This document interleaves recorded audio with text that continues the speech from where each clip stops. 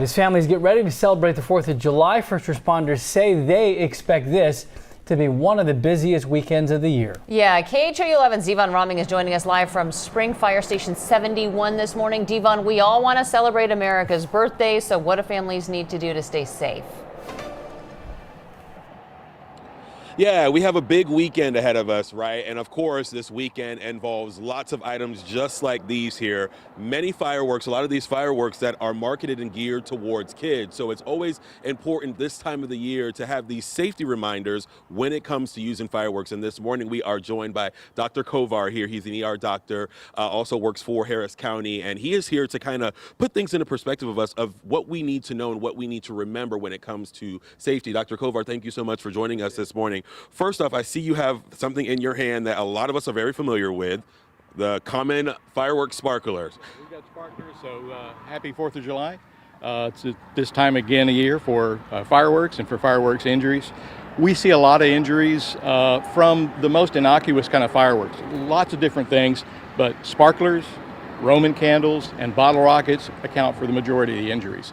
A lot of the injuries that we see are from bystanders. 2 out of 3 injuries that we see in the emergency department are going to be from burns, hand injuries, eye injuries, and they're going to be from bystanders, from people that weren't even lighting the fireworks.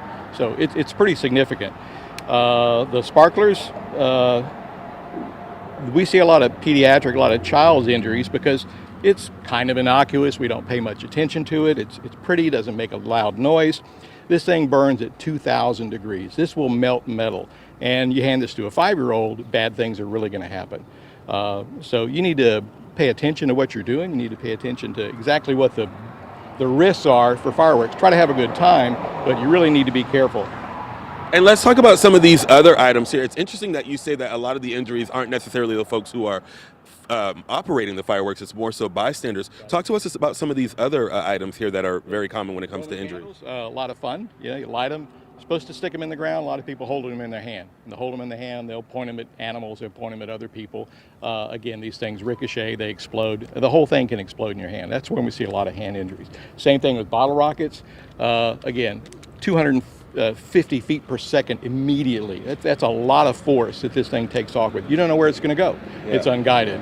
So again, as a cause for fires, secondary, but this will cause significant injury to the body. Also, awesome. Thank you so much for this. A lot of great reminders here. Be safe out there this weekend. We're going to have much more coming up on fire safety coming up at 6:30 here on KHOU 11 Morning News. For now, reporting live in Spring, Devon Roming, KHOU 11 News. Excellent information for every family to be listening to this morning. Devon, thank you. Now, we have a list of safe 4th of July celebrations where you can just go watch the big ones in the sky and not do any of the work. There are huge displays happening all around our town on our website right now. Just text the word fireworks to 713-526-1111. We will text you back with a link. All right, now to the big win for